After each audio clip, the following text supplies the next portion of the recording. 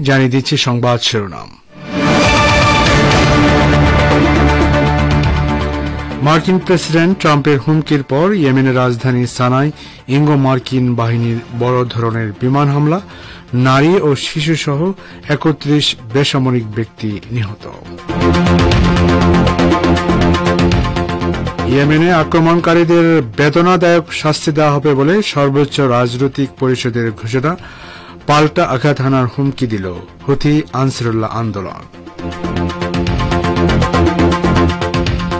যুদ্ধবিরতি চলা অবস্থায় অবরুদ্ধ গাজা উপত্যকায় ইহুদিবাদী বাহিনীর ড্রোন হামলায় ৯ ফিলিস্তিনি শহীদ, যুদ্ধাপরাধ বলল ইসলামী প্রতিরোধ আন্দোলন হামাস।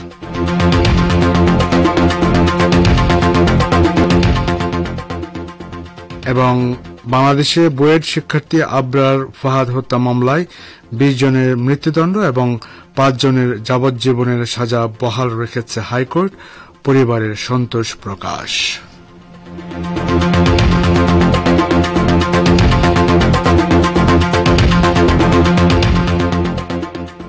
আসসালামু আলাইকুম। সংবাদ শিরোনামগুলো শুনলেন, এবার বিস্তারিত পরিবেশনে আছি আমি বাবুল আখতার। ইয়েমেনের রাজধানী সানায় বড় ধরনের বিমান হামলা চালিয়েছে মার্কিন ও ব্রিটিশ বাহিনী। শনিবার রাতের ওই হামলায় নারী ও শিশুসহ ৩১ বেসামরিক ব্যক্তি নিহত হয়েছেন। ইয়েমেনের সশস্ত্র বাহিনী লোহিত সাগর দিয়ে ইসরায়েলি জাহাজ চলাচলের উপর আবার নিষেধাজ্ঞা আরোপ করার পর ইঙ্গো মার্কিন বাহিনী ওই হামলা চালাল। মার্কিন প্রেসিডেন্ট ডোনাল্ড ট্রাম্প আরব উপত্যকার এই দরিদ্র দেশটির বিরুদ্ধে অত্যাধুনিক প্রাণঘাতী বল প্রয়োগের হুমকি দেওয়ার পর এই হামলা হল। ইয়েমেনের স্বাস্থ্য মন্ত্রণালয় জানিয়েছে যেসব স্থানে হামলা হয়েছে তার প্রত্যেকটি বেসামরিক স্থাপনা। এটি বলেছে হামলায় প্রাথমিক হিসাবে ৯ জন বেসামরিক নাগরিক নিহত, অপর ৯ জন গুরুতর আহত হয়েছে। পরে ইয়েমেনের জনপ্রিয় হুথি আনসারুল্লাহ আন্দোলন নিহতের সংখ্যা ৩১ ও আহতের সংখ্যা ২২ জন বলে এক সংশোধনীতে জানিয়েছে।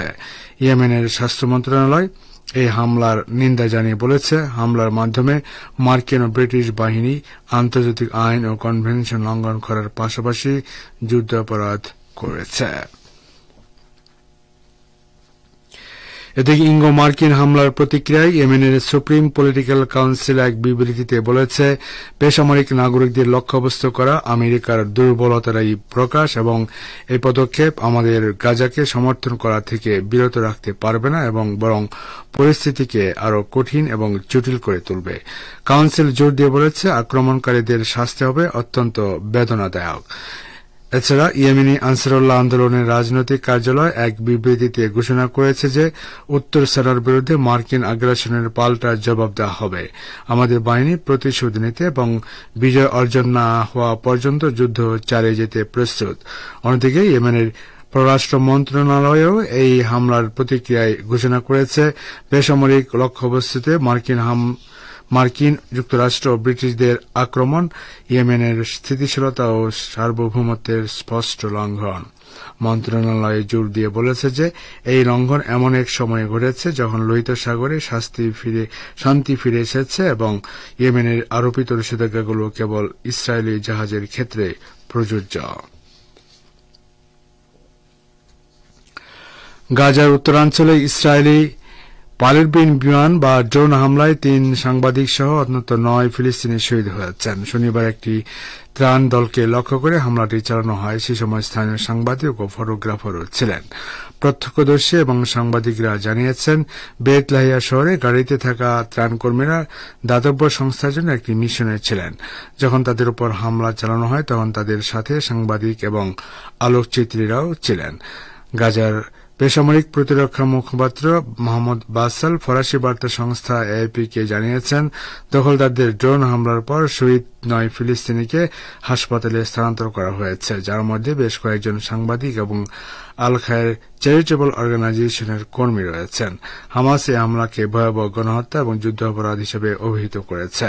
সংগঠনটি বলেছে, ইসরায়েল তাদের মানবিক সাহায্য শান্তি আলোচনার দিকে কোনো মনোযোগ না দিয়ে অনর্থক আগ্রাসন চালাচ্ছে। এটি যুদ্ধবিরতির স্পষ্ট লঙ্ঘন।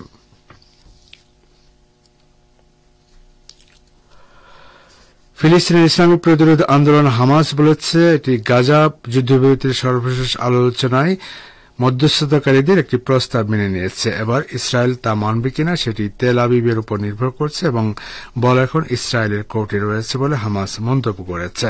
হামাসের মুখপাত্র আব্দুল লতিফ আল কানো শনিবার এক বিবৃতিতে একথা জানিয়ে বলেছেন, তাদের আলোচক দল মিশরের রাজধানী কায়রোর ফিরে গেছেন এবং তারা যুদ্ধবিরতির সর্বশেষ পরিস্থিতি নিয়ে মিশরীয় কর্মকর্তাদের সঙ্গে সলা পরামর্শ করছেন।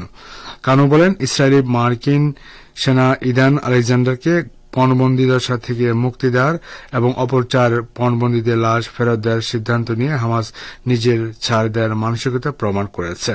এর মাধ্যমে হামাস মধ্যস্থতাকারীদের পক্ষ থেকে উত্থাপিত প্রস্তাবের ব্যাপারে ইতিবাচক সাড়া দিয়েছে বলেও তিনি উল্লেখ করেন। ইসরায়েলি প্রধানমন্ত্রী নেতানিয়াহু তার রাজনৈতিক ক্যারিয়ার রক্ষা করার লক্ষ্যে গাজা যুদ্ধ বন্ধ করতে গড়িমসি করছেন বলে হামাসের এই মুখপাত্র অভিযোগ করেন।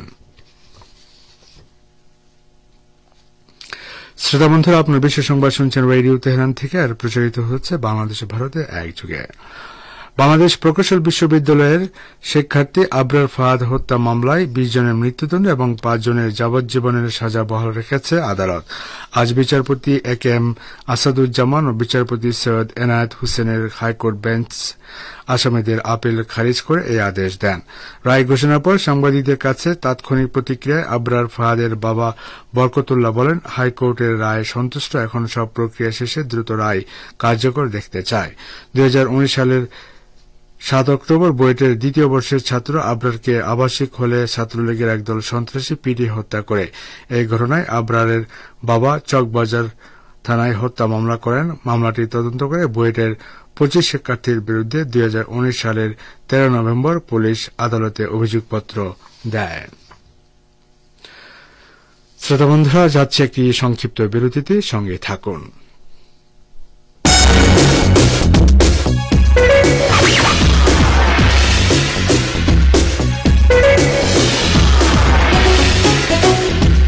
রেডিও তেহরান, খবরের সঙ্গে 24 ঘন্টা। ভিজিট করুন আমাদের ওয়েবসাইট parstoday.ir/dn।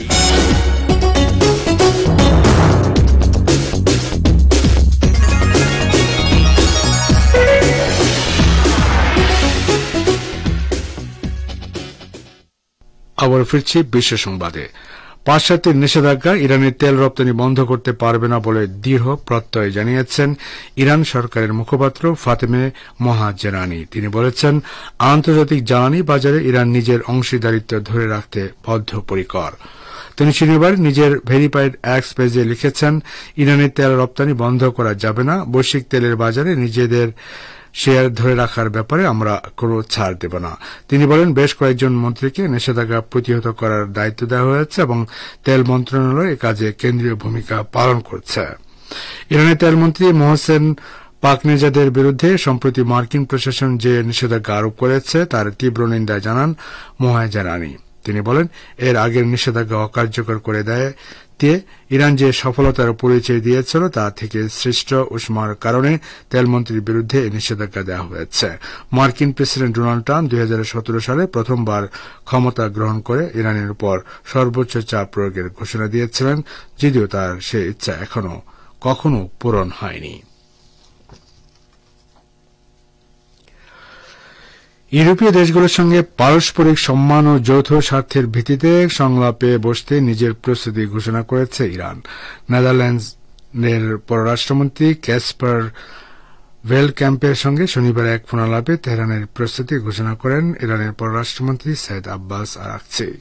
ফোনালাপে ইরান ও নেদারল্যান্ডের দ্বিপক্ষীয় সম্পর্কের পাশাপাশি আঞ্চলিক ও আন্তর্জাতিক নানা ইস্যুতে দুই শীর্ষ কূটনীতিক কথা বলেন। এ সময় অন্য দেশের সঙ্গে ইসলামী প্রজাতন্ত্র ইরান শক্তিশালী কূটনৈতিক সম্পর্ক রক্ষা করতে প্রতিশ্রুতিবদ্ধ বলে উল্লেখ করেন আরাকচি। তিনি বলেন, ইরান পারস্পরিক সম্মান ও যৌথ স্বার্থের ভিত্তিতে ইউরোপের সঙ্গে সংলাপে বসতে প্রস্তুত। এ সময় ভেল্ড ক্যাম্প ইরানের সঙ্গে তার দেশের দীর্ঘকালের সম্পর্কের কথা স্মরণ করেন।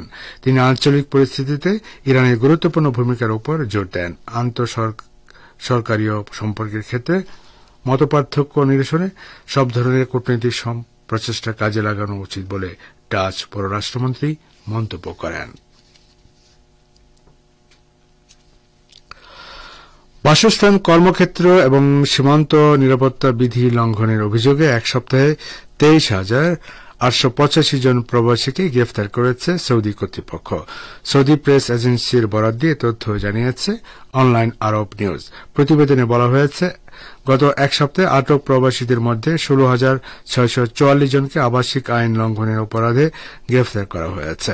3,896 জনকে অবৈধ উপায়ে সীমান্ত পাড়ি দেওয়ার চেষ্টা এবং 3,325 জনকে শ্রম সম্পর্কিত বিধি লঙ্ঘনের অপরাধে গ্রেফতার করেছে পুলিশ। আরব নিউজ জানিয়েছে, অবৈধভাবে সৌদি আরবে প্রবেশের দায়ে 1,432 জনকে আটক করা হয়েছে, যাদের 67% ইথিওপিয়া, 29% ইয়েমেনি এবং 4% অন্যান্য দেশের নাগরিক। এদের পাশাপাশি 97 জনকে গ্রেফতার করা হয়েছে সৌদি থেকে অন্য দেশে পালিয়ে যাওয়ার সময় এবং 13 জনকে গ্রেফতার করা হয়েছে পরিবহন আইন লঙ্ঘন করার অভিযোগে।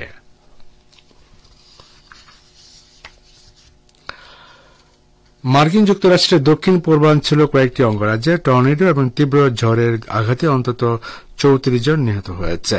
এর মধ্যে মিসৌরি অঙ্গরাজ্যে নিহত হয়েছেন 12 জন। এছাড়া কানসাসে ঘূর্ণিঝড়ের কারণে 55টিরও বেশি যানবাহন দুর্ঘটনার শিকার হয়। এতে কমপক্ষে 8 জন মারা গেছেন।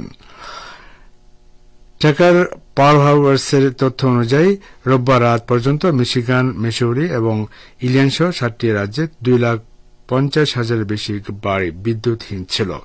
পূর্ব লুইসিয়ানা, পশ্চিম জর্জিয়া, মধ্য টেনেসি এবং পশ্চিম ফ্লোরিডা প্যানহ্যান্ডেল জুড়ে টর্নেডোর সতর্কতা জারি করা হয়েছে। যুক্তরাষ্ট্রের জাতীয় আবহাওয়া কেন্দ্রের বরাতে ব্রিটিশ গণমাধ্যম বিবিসির প্রতিবেদনে বলা হয়েছে, শুক্রবার রাত এবং শনিবার ভোরে 26টি টর্নেডোর আঘাত হানার খবর পাওয়া গেছে। আরকানসাস, ইলিনয়, মিসিসিপি এবং মিসৌরি অঙ্গরাজ্যের কিছু অঞ্চলে শক্তিশালী বজ্রপাত হয়েছে। মার্কিন প্রেসিডেন্ট ডোনাল্ড ট্রাম্পের প্রশাসন ভয়েস অব আমেরিকা, ভিওএ সহ অন্যান্য সরকারি অর্থায়নে পরিচালিত গণমাধ্যমের কর্মীদের বাধ্যতামূলক ছুটিতে পাঠিয়েছে। এর ফলে বেশ কয়েক দশক ধরে চলতে থাকা এসব গণমাধ্যমের কার্যক্রম বন্ধ হয়ে গেছে। ভয়েস অব আমেরিকার পরিচালক মাইকেল আব্রামোভিচ জানিয়েছেন, তাদের সাংবাদিক, প্রযোজক ও সহকারী সহ 1300 কর্মীর সবাইকে বাধ্যতামূলক ছুটিতে পাঠানো হয়েছে। এভাবে প্রায় 50টি ভাষায় পরিচালিত একটি সম্প্রচার মাধ্যমকে পঙ্গু করা হচ্ছে। শ্রোতা বন্ধুরা, আর এরই সঙ্গে শেষ করছি রেডিও তেহরান থেকে বিশেষ সংবাদ। সঙ্গে থাকার জন্য অনেক অনেক ধন্যবাদ।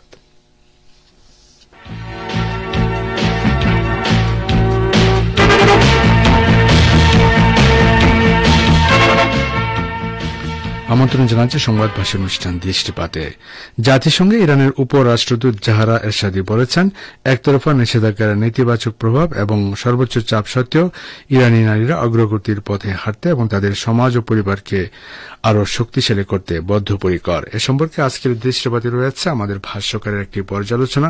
পরিবেশন করছেন আশরাফুর রহমান। জাতিসংঘে নিযুক্ত ইরানের উপরাষ্ট্রদূত এবং উপপ্রতিনিধি নারীর অবস্থা সম্পর্কিত কমিশনের এক সভায় বলেছেন, যদিও বাইরে কিছু দেশ চাপের মাধ্যমে ইরানি নারীদের অধিকার ক্ষুণ্ণ করার চেষ্টা করছে, তারপরও তারা নিজেদের এবং তাদের সমাজের জন্য আরো ন্যায়সঙ্গত ভবিষ্যৎ গড়ে তুলতে দৃঢ় প্রতিজ্ঞ।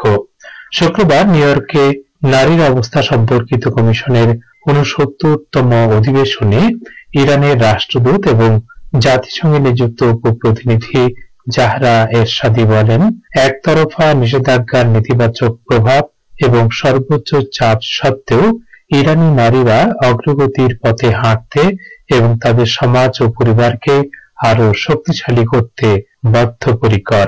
জাতিসংঘে ইরানের উপরাষ্ট্রদূত আরো বলেন, ইরানি নারীদের অধ্যাবসায়, দৃঢ় সংকল্প এবং দৃঢ় ইচ্ছাশক্তি তাদের জীবনের সকল ক্ষেত্রে অগ্রগতির মূল কারণ।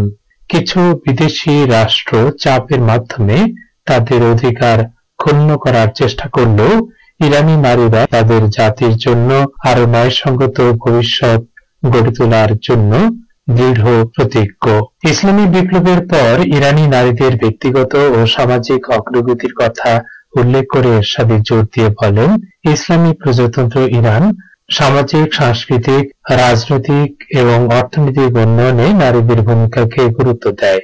আজ ইরানি নারীরা বিশ্ববিদ্যালয়ের অনুষদ সদস্যদের 33%, বিশেষজ্ঞ চিকিৎসকদের 40%, উপ বিশেষজ্ঞ চিকিৎসকদের 30%, স্বাস্থ্যকর্মীদের 50%-এরও বেশি, সরকারি খাতের কর্মীদের 45% এবং বেসরকারি খাতের 74%।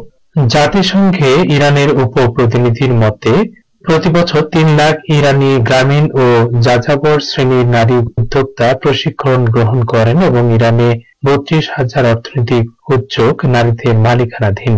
বর্তমান সরকারে ইসলামী প্রজাতন্ত্রের ব্যবস্থাপনা পদের 190 জনেরও বেশি নারীকে নিয়োগ দেওয়া হয়েছে, যার মধ্যে রয়েছে মন্ত্রিসভায় 4 জন নারীকে নিয়োগ, 14 জন নারী সরকারি প্রতিষ্ঠানের প্রধান, 13 জন উপমন্ত্রী, 17 জন উপদেষ্টা ও সহকারী মন্ত্রী, 110 জন মহাপরিচালক, 17 জন গভর্নর এবং 16 জন মহিলা গভর্নর। তার বক্তৃতা অব্যাহত রেখে এরশাদি ফিলিস্তিনিদের, বিশেষ করে নারী ও শিশুদের বিরুদ্ধে ইসরায়েলের চলমান অপরাধের কথা উল্লেখ করে বলেন, গাজায় ইহুদিবাদী ইসরায়েলি সরকারের বর্বর কর্মকাণ্ড গণহত্যা, যুদ্ধাপরাধ এবং মানবতা বিরোধী অপরাধের নির্মম অভিযান ছাড়া আর কিছুই নয়। নিরীহ নারী ও শিশুদের ব্যাপক গণহত্যা, গুরুত্বপূর্ণ অবকাঠামোর ইচ্ছাকৃত ধ্বংস এবং ফিলিস্তিনিদের নৃশংসভাবে বাস্তুচ্যুত করার ফলে ফিলিস্তিনি নারী ও মেয়েদের তাদের মৌলিক মানবাধিকার ভোগ করতে বাধাগ্রস্ত হয়েছে। জাতিসংঘে নিযুক্ত ইরানের উপরাষ্ট্রদূত আন্তর্জাতিক সম্প্রদায়ের প্রতি এই ধরনের মর্মান্তিক ঘটনাগুলোকে যথাযথভাবে স্বীকৃতি দেওয়ার পদক্ষেপ নেওয়ার আহ্বান জানিয়েছেন। আপনারা রেডিও তেহরানের অনুষ্ঠান শুনছেন।